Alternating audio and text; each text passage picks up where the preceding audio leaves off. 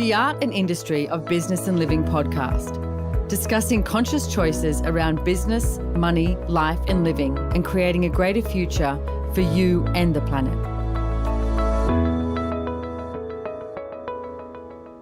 Hi everybody, welcome to the Art and Industry of Business and Living. You are with your host, Simone, and I have lots of lovely ladies. The ladies are in the house today. So first off, I have Miss Sara Watt, all the way from Pridgeon Beach, Australia, who happens to be my sister-in-law as well. So welcome, Sara. Thank you. Excited to be here. And then I have Miss Sylvia. God, how did I stuff up your last name? Your last name is my favorite in the world. I always joke saying that maybe I can marry Sylvia one day so I can have the name Sylvia Puentes. It's so yes. beautiful. Thank you. And where are you today, Sylvia? Today I am in Munich, Germany. Oh, you're in Munich, Germany. So then you're heading back home. Yes, I'm headed to California after our call.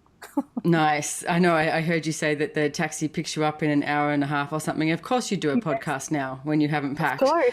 So, and then we have the lovely Miss Marnie Barranco, who is in Colorado at the moment and is my wonderful, amazing PA and amongst many other things. So welcome, Marnie. Thank you.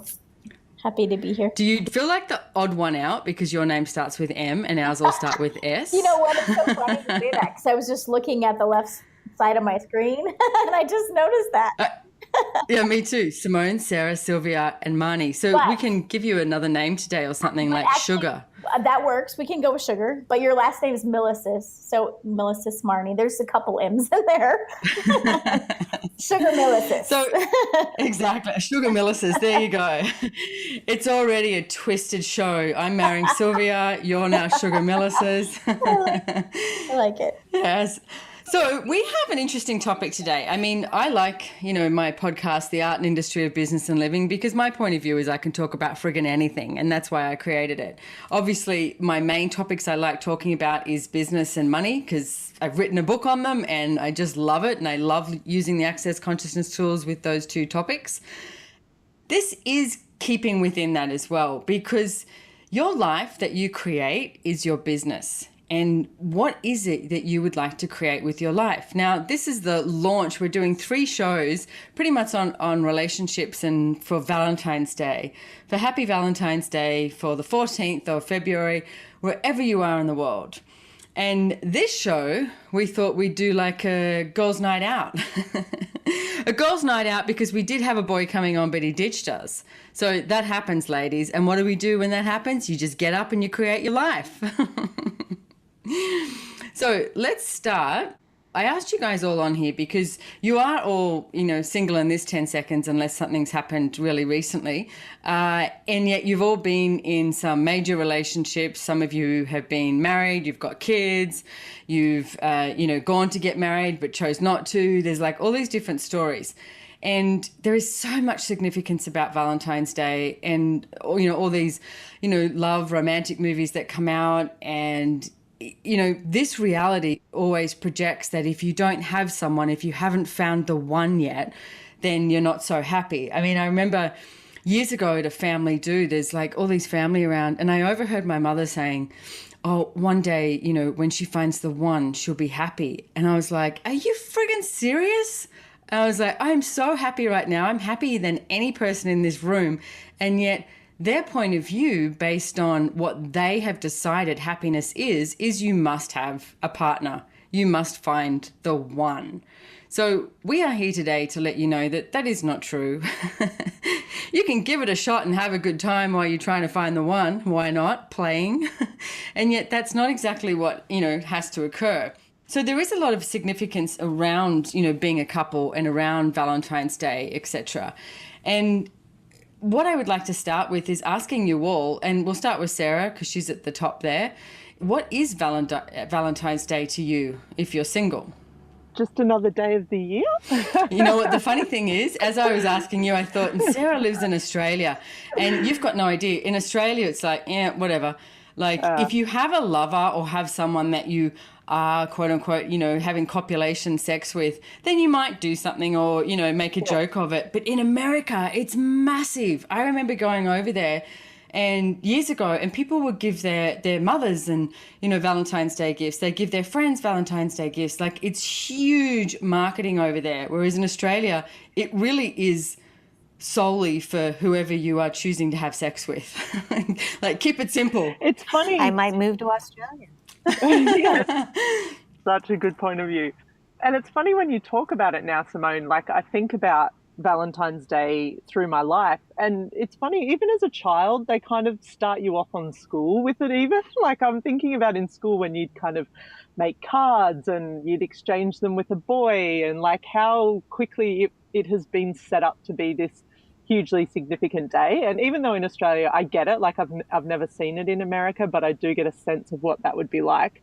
Even in Australia, it's funny how everyone knows what it is. Everyone knows what day of the year it is. Even from a young age, there's a huge expectation on this one day to be something other than just another day of the year, I guess. Sylvia, what about you? What's Valentine's Day like to you? Living in America, you'll be on a plane, so hopefully someone will give you a heart chocolate. Oh, no, you won't be on a plane. Sorry, because you're traveling today. I'm confused. I will be on a plane very soon. And it's interesting that once I saw the title of the call, I realized Valentine's was coming. Like it was not part of my reality. And also in the last year, I've been out of the country a lot.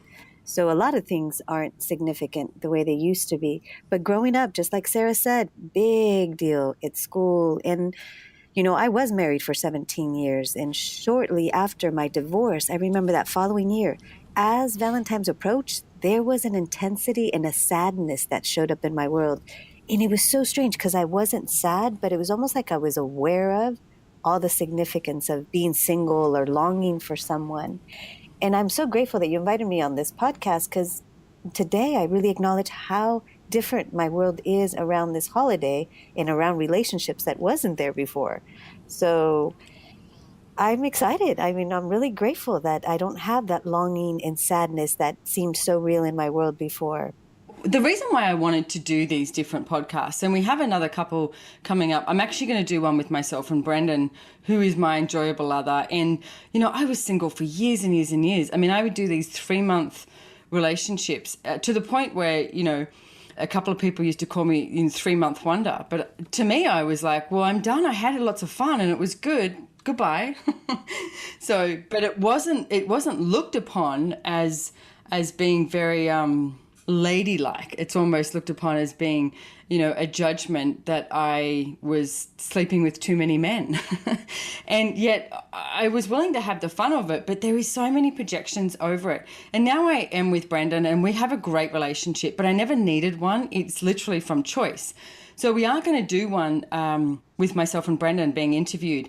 And then I'm also doing another one with my friend Chris Hughes, who is a gay man, married, happy, and sort of what that was like for him too. And what I would like to get across on Valentine's Day is whatever you are choosing is not wrong.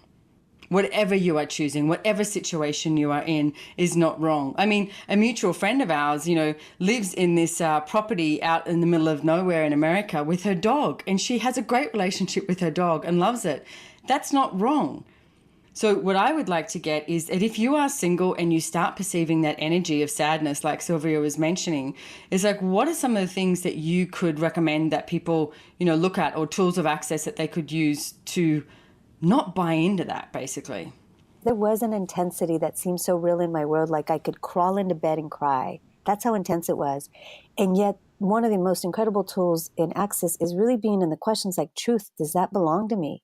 And it's almost like I knew it didn't, but the intensity of it was so real, you could say, because it just kind of made sense. I was a recent divorce and I wasn't dating anyone. So it made sense, like I could, make it real and significant.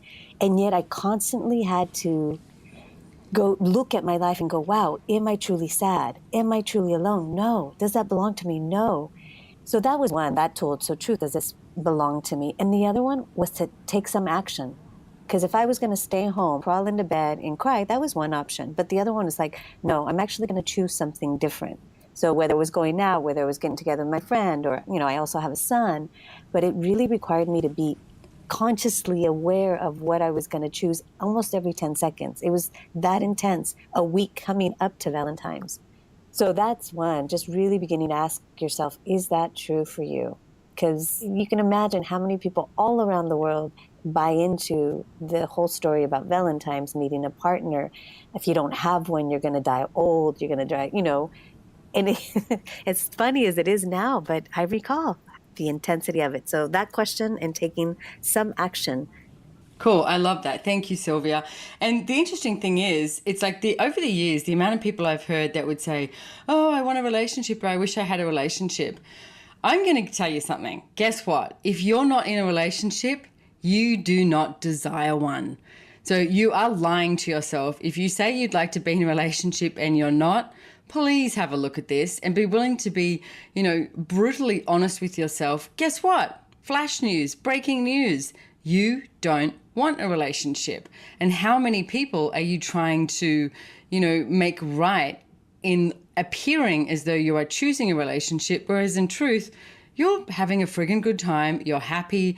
It's like maybe you're traveling around the world doing something different. You don't have to cook dinner for two. It's like there's a whole lot of freedom with that as well. So, but what I would like everyone to get to is whatever you are choosing is a choice. It shouldn't be a necessity, including, marriage relationships shouldn't be a necessity. Having somebody else in your life shouldn't be a necessity. It should be a choice. And when you do it based on choice, it's a very different way of doing it. Relationship done different. So, Marnie, let me swing over to you. You're single now. You've been married, I think, a couple of times? Am I just giving you another husband? Twice. Okay. No, you are correct. Three times? No. No. Two married, two divorced. Yes. Okay. So, and you've got a few kids as well. And you've also ended up with some other baggage. You ended up with some stepkids along the way as well, I hear. Yes. Yeah. Yes. 3. How cool is that? Sometimes they're the good stuff that shows up. So let me ask you, in your 2 marriages and, previous relationships, etc., it's like, have you ever looked to someone else to complete you and make you happy? I have done that for so many years of my life. In fact, I laugh now, but there's a movie called Jerry Maguire, which is Tom Cruise, Cuba Gooding Jr. It's an awesome movie. It's a funny movie. It's a cool movie. I love the movie. But there's a line at the end of the movie where he walks into this room of his wife, who they're in the process of getting a divorce, and this group of women who hate men. And they have this conversation. And he basically says to her, "You complete me." And I laugh because it's one of those scenes where you're crying because it's like, oh my God, that's so sweet. That's so awesome. But you sit there and you go, I finally realized, but that's a lie. It's such a lie that someone else completes me. But I lived married 12 years the first time. Immediately after I got divorced, jumped into another, and for 10 years. But the lie was that to be complete, to have the joy and the satisfaction that I'm looking for in life requires another person. And so many movies and so many songs and so many illusions of this reality say that that's true.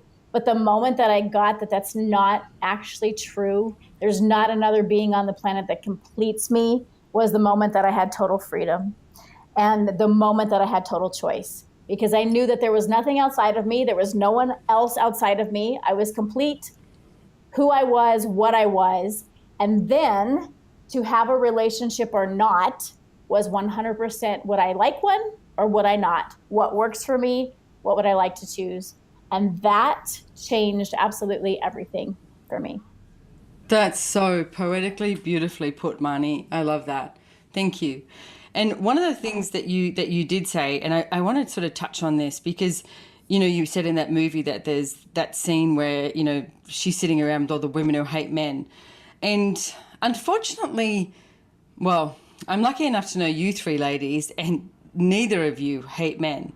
But it is something that comes up a lot. And I do see a lot of women do this thing of starting to hate men because they haven't got one or whatever reason, justification they have. And I would like everyone to be able to look at it and say, okay, it's not necessarily a man or a woman, it's an infinite being, but not have this sort of hate of what men are not doing, like these expectations or projections of what a man should do. So is there anything out of you 3 that you could offer to people to sort of, come out of that place of finding it as a necessity to hate men, even if you hate men, even if you don't have one in your life, or you have one in your life, or, you hear relationships too, and they're always bitching about it. It's like, oh, the ball and chain sort of thing, sort of energy. It's like, the husband is the horrible person. Why the hell are you with them if they're a horrible person? So what's some of your sort of ways that you could offer to ladies that have that point of view of hating men, and how they could sort of start to get out of that, or find that not to be such a necessity? I would say for me, it was when I actually recognized that I was complete, that I didn't lack anything, that there was nothing that I required from somebody else, that I could have joy, I could have life, I could have possibility, I could have whatever I desired as my life because I chose it and I created it. That took away the expectation of, you should be this for me, you should do this for me, you should make me happy, you should fix this, you should. And I went, oh, wait a minute, I'm empowered to create that for me. And when I choose it, then I create it. Then there's nothing I expect from you. There's nothing I require from you. I can just enjoy you. I can just allow the contribution you be, whatever that is, into my world, but I don't have any demands or expectations or requirements because there's nothing I lack. There's nothing I'm looking for to complete me. Maybe there's some men out there now listening, Marnie, and they're like, who is this lady? I want to meet her. If you do, go to accessconsciousness.com and you can find one of these lovely ladies to maybe just play with. Didn't know we were going to be advertising you, huh? Matchmaking service. Well, that was beautifully put. I mean, how nice is it not to have people projecting at you or blaming you? And one of the things that we talk about in Access Consciousness is distractor implants. And blame is one of the distractor implants. So when you are looking at that, and if you're always blaming somebody else, it's like, what's really going on? So ask yourself, even if you just run the process of like all the distractor implants creating this, destroy and uncreate it, right and wrong, good and bad, POC and POD, all nine shorts, boys and beyonds. And for more about the clearing statement, go to theclearingstatement.com. But it stops you from actually knowing what is truly going on, and knowing, as Marnie said, that you are the one that has full choice in your life, not blaming somebody else. And I'd say that was part of, so thank you, Marnie, for that. And for me, it was also that I started to acknowledge what was really true for me, like who I am. Like it's interesting with the Access Consciousness classes, and there's one class by Dr. Dane, Being You, Changing the World. But as soon as I started to acknowledge what was true for me, that lightness, that space of like kindness and joy, when I got a divorce, there was this point of view that I bought that I needed to be mad and angry and resentful, or that's the way it worked. And when I acknowledged that actually wasn't true for me, that energy, that heaviness, that it wasn't true, that I had, it's almost like there was an uncomfortableness to begin to acknowledge that I still cared and was grateful for my ex-husband. In that moment where I acknowledged that is the space that's more me, so I can have that now with anyone I come across, a woman, a man, but with men especially, there's a level of gratitude of who they are. And for me, it's like I often see a lot of men that haven't had people grateful for them, enjoy them just for who they are, not wanting them to be anyone else. So I actually have a joy and an ease to be me, to flirt, to laugh, to touch, and men more now than ever without making myself wrong, which is so much fun. And can I add to that? This reality makes men so wrong. It's like women try to conform men to be, you should listen to me. You should, share your feelings. You should blah, blah, blah, blah, blah. We have all of these things that we've tried to take men and tell them that they should be, and then we make them wrong if they're not. And what if we let go of all of that and just let them be that? One of the things I love, Simone, that you and Brendan say is that whole 7%, that study that was done, that I think that men listen 7% of the time, and I'm going to say women do as well. It might have been a study for men, but I think women do as well. We listen 7% of the time. So if we lost the expectation, well, you should listen to me, and if you cared about me, you would listen to me, and we just went, you know what, 7%, 93%, I'm not listening. But we lost the expectation and we stop making people wrong and just let them be, and we're grateful for everything they chose and everything they contributed, how much more space would there be for all of us? It'd be a whole different. And that 7% thing is great. I mean, quite often Brenda and I'll turn around to each other and actually admit you're like, oh, sorry, I was 7%ing you, or maybe I was even less. Or at one point I remember I said something and Brendan was like, what did you say? Like, and he said, sorry, 7%. And I went, you know what? I can't even remember. I was 7%ing myself, which is interesting, because how often do you talk and you're not actually really listening to what you're saying? And unfortunately, we're allowed to say it, but women do that a lot. So what if you could have a look at, one of the tools I would like to give you is the 5 elements of intimacy that we talk about in Access, which is honor, allowance, gratitude, trust, and vulnerability. Now, what I did with these tools, because I realized even if you are desiring to have a relationship, and even if the relationship is just with you, you need to have these 5 elements of intimacy. And as Marnie was saying before, you can't expect somebody else to deliver these to you if you can't have them with yourself. So I used to write on a little Post-it note and put it in my bathroom mirror. And every day, every night, I would ask, okay, so where am I not being honoring of myself? Where am I not being an allowance of myself? Because how many times do you go to judgment of something you've chosen? Where am I not being grateful for myself? And where am I not trusting me, like my choices? And where am I not willing to be vulnerable with myself? And then I would say everything that is, right and wrong, good and bad, POC and POD, all 9 shorts, boys and beyonds, and destroy and uncreate all of it, so that I could ask for a more honoring, in allowance, gratitude, trusting, vulnerable relationship with myself. And when you have that, anything can show up and it becomes a choice, but not, as we've said before, a necessity or from distractor implants or from a projection, from this reality. So yeah. So Sara, did you have anything you wanted to add with all that? Well, I love what Sylvia was saying. For me, the thing that came up when you asked that question was definitely gratitude. Like when you were talking about getting out of that space of hating men. And I mean, I've never experienced that myself, but I do get that that's what a lot of women do. And, like I've had men in my life that would be considered sort of highly sort of abusive men as well. And it still never turned me into one of those people or put me in a place where I ever had that hatred of men. And when I look at it, I just look at how grateful I am for the energy that they are.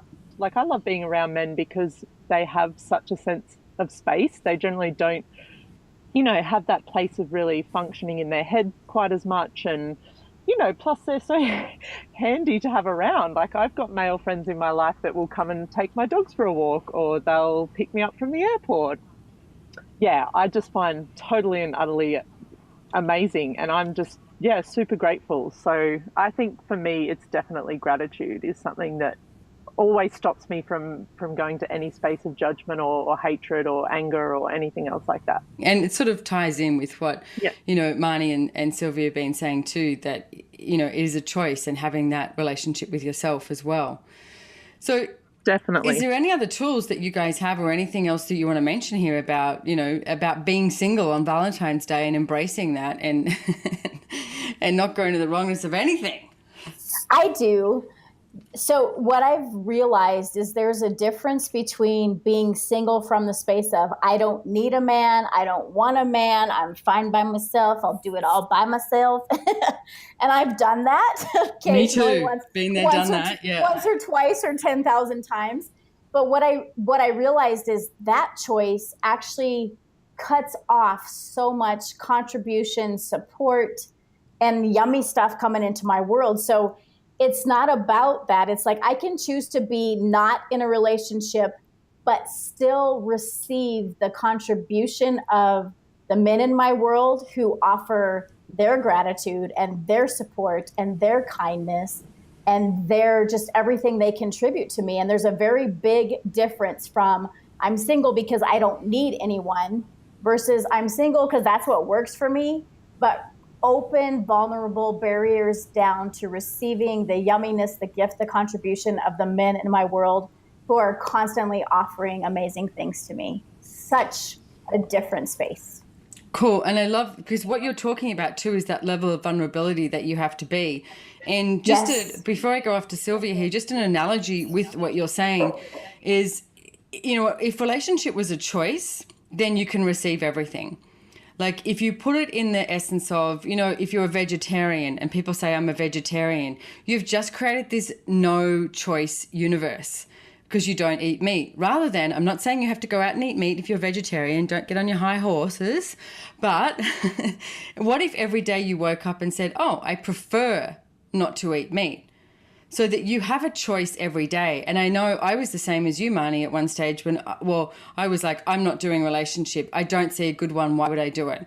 So I was doing no relationship, which is a no choice universe. And when I realized that I was giving myself no choice, I was like, all right, what if I could be neutral in this? And what if I could actually be willing to receive whatever shows up, if something shows up? And it was probably within a week that Brendan actually showed up in my life when I, decided to, push all my barriers down and go, all right, I'm over living in a no-choice world.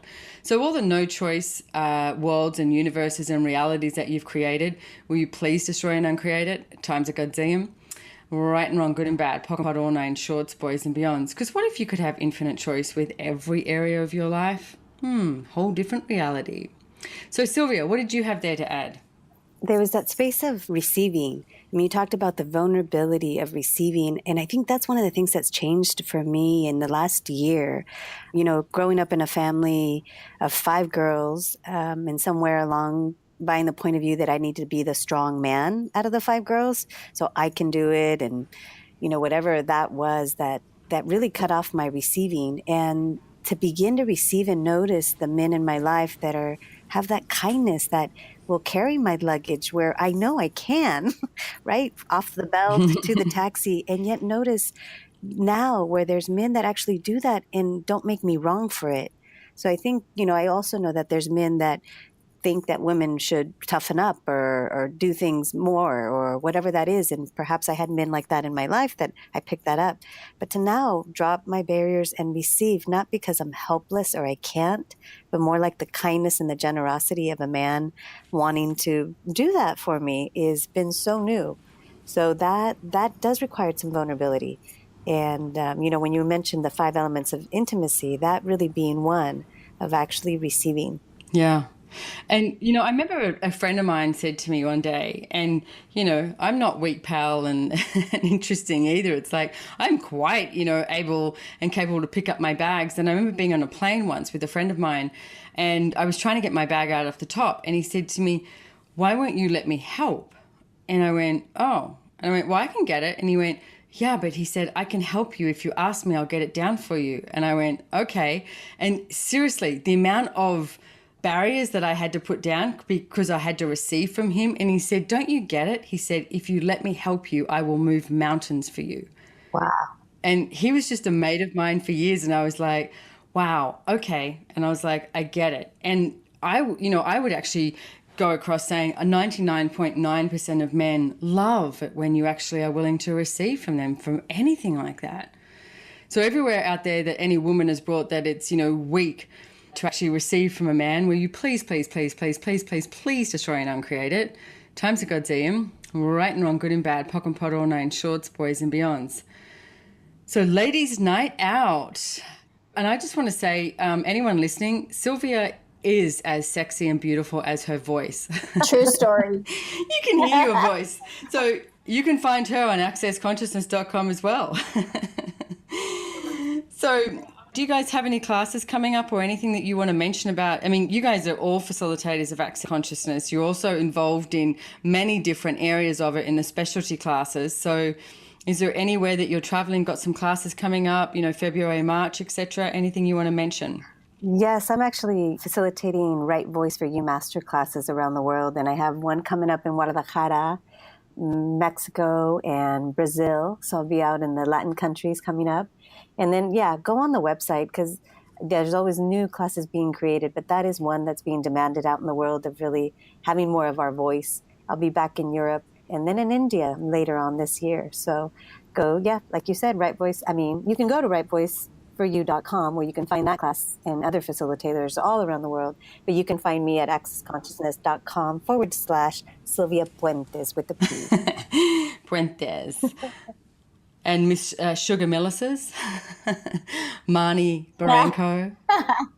I like that name actually a lot. So I actually don't have any specific classes on the books right now. I'm in the process of creating some parenting classes, which will be out and available really soon. But I will be at the COP in Denver, which is coming up in about 10 days, where Gary Douglas and Simone are doing facilitating that class. I'll be the audio live person for that, so I'll be there.